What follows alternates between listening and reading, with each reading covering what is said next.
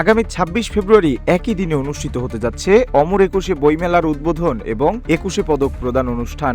শনিবার সংস্কৃতি মন্ত্রী নিতাই রায়চৌধুরী সাংবাদিকদের এ তথ্য নিশ্চিত করেছেন। আসন্ন ২৬ ফেব্রুয়ারি বৃহস্পতিবার সকালে রাজধানীর একটি অনুষ্ঠানে বিভিন্ন ক্ষেত্রে গুরুত্বপূর্ণ অবদানের স্বীকৃতি হিসেবে গুণীজনদের হাতে ২১শে পদক তুলে দেবেন প্রধানমন্ত্রী তারেক রহমান। এরপর বিকেলে বাংলা একাডেমি প্রাঙ্গণে উপস্থিত থেকে অমর একুশে বইমেলার আনুষ্ঠানিক উদ্বোধন ঘোষণা করবেন তিনি। ভবিষ্যৎ হোক নিরাপদ, বিনিয়োগ হোক বিশ্বস্ত, আর আমার পছন্দ সল্ট বে। ওয়েলকাম টু সল্ট বে। মেলা ঘিরে ইতিমধ্যে সব প্রস্তুতি সম্পন্ন হয়েছে। প্রকাশকদের উৎসাহিত করতে এবারের মেলায় স্টল ভাড়া সম্পূর্ণ মওকুফ করেছে সরকার। তবে স্টল ও প্যাভিলিয়ন বরাদ্দে অস্বচ্ছতা এবং সময় স্বল্পতার অভিযোগ এনে মেলায় অংশ না নেওয়ার ঘোষণা দিয়েছে প্রকাশকদের সংগঠন প্রকাশক ঐক্য।